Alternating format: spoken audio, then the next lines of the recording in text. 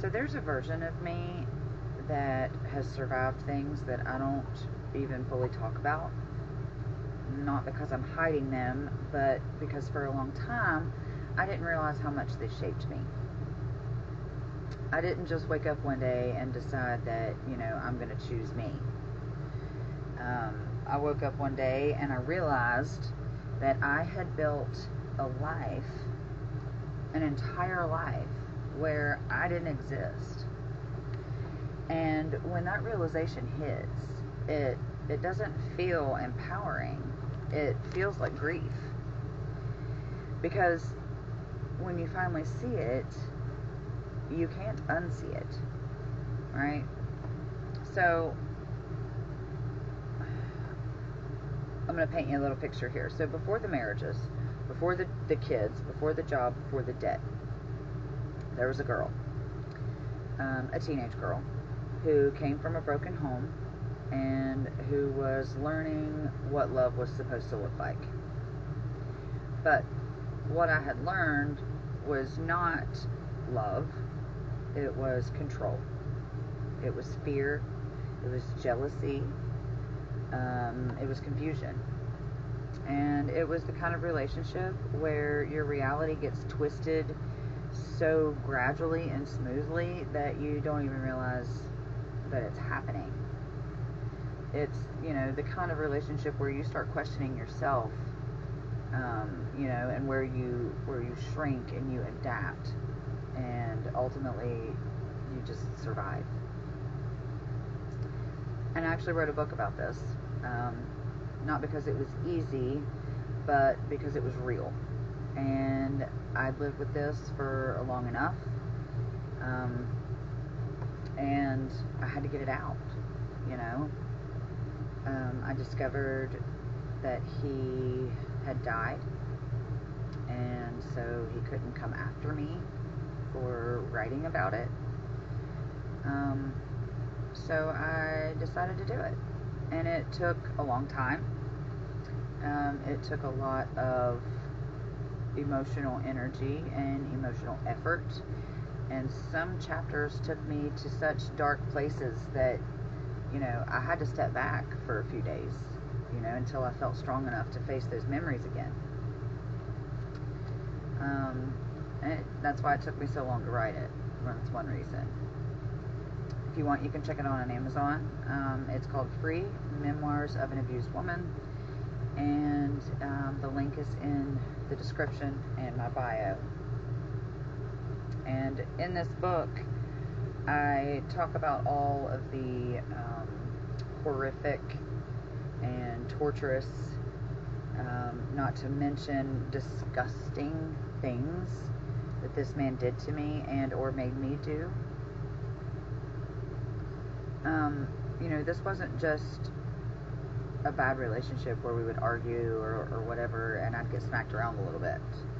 This was 3 years of pure hell. Like being held prisoner in my own home. Okay? Being literally tortured every single day.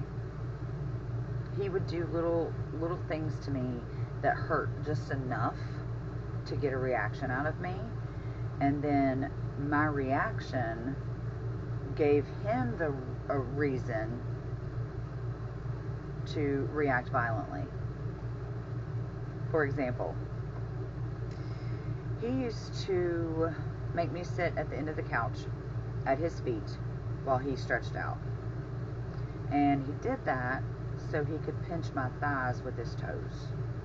He thought it was a fun game. He would do it over and over again, almost every single day. And it would hurt so bad. I always had varying degrees of healing, and bruises on my legs. If I asked him to stop, he wouldn't. He just kept doing it over and over again.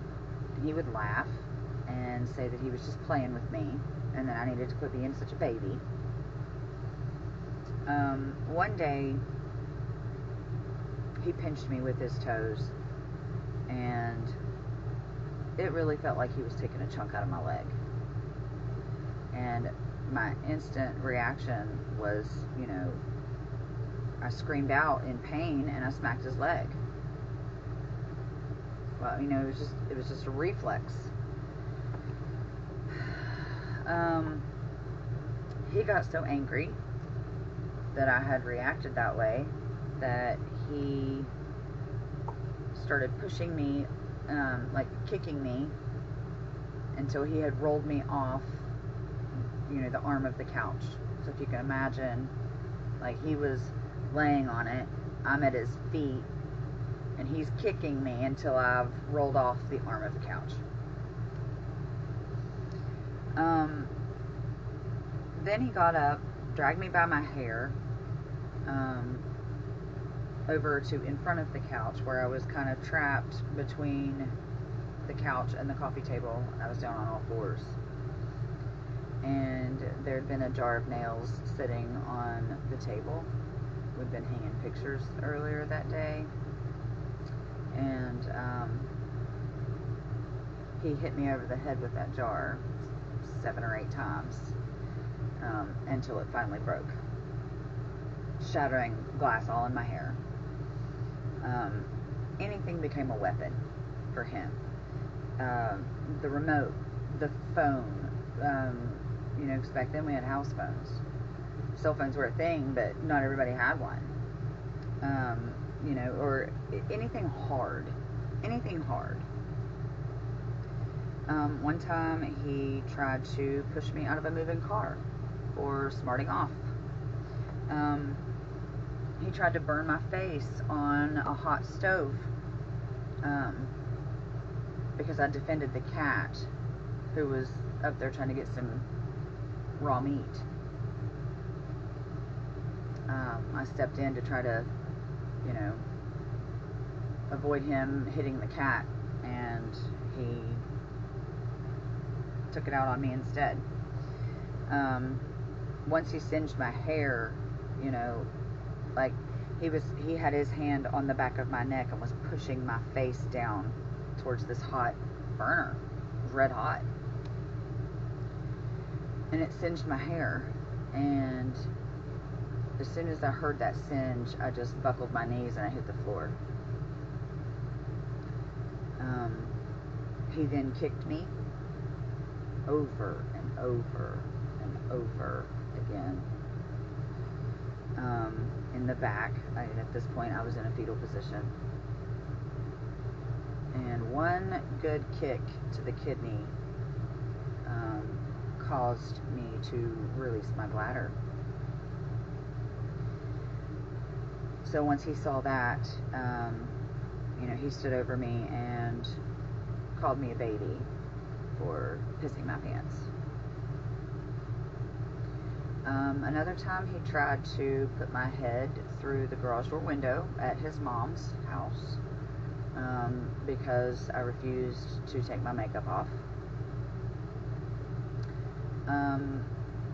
He used to follow me to the bathroom, and he did it so he could see if he could make it, which really just meant pissing between my legs while I was peeing, which basically just meant pissing all over me, because that's what it did. It went everywhere. It went everywhere. And he thought it was funny. It was so degrading, and I'll never forget the first time that he did that to me. He just walked in the bathroom while I was sitting on the toilet, and he said, "Spread 'em," and he like stood over me, and yeah, he peed all over me. Anyway, another time he rubbed my face in dog shit because I was talking shit about having to clean it up. If I was going to talk shit, then I was going to eat shit. That's what he told me.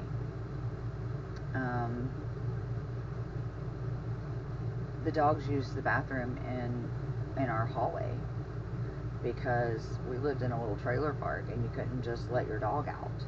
You had to walk them. And If he didn't want to walk them, then we didn't walk them. They didn't get walked. I couldn't go take them for a walk because, somebody might look at me. So, anyway, then there was the drug seeking that he made me do at every doctor's office from Milton to Gallipolis. I went to every Holzer clinic, and I ruined my name. I mean, I couldn't get help when I really needed help for a long, long time after that, because I was known as a drug seeker.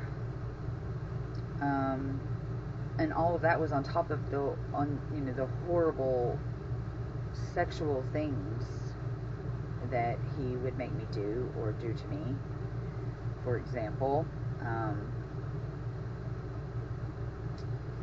he would make me lick his asshole.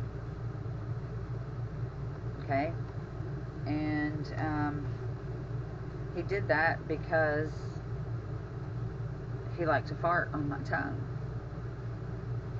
And I know that sounds disgusting. It is disgusting. And, you might laugh when you hear that, but just imagine. Just put yourself in that position where, you're doing something sexual for your partner that they've asked for, and you feel like I don't feel like I should get that descriptive on here, but it's all in the book. Anyway, he thought it was hilarious, and he did it as often as he could. He would bathe with me,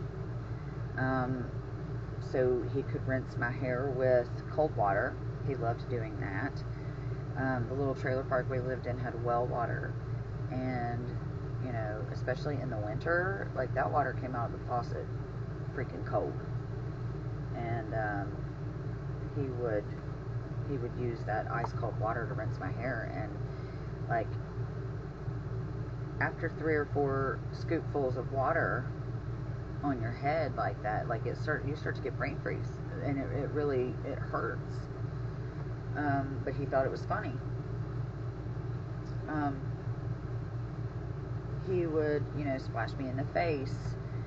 And he would shave my legs for me. I was only allowed to shave when he wanted to have sex, but then he shaved for me. And after so long, I started to realize it was only because he wanted to be able to inflict pain. He would cut me every time with the razor, cut my knees. And if I got angry about any of these things that he would do to me in the bath,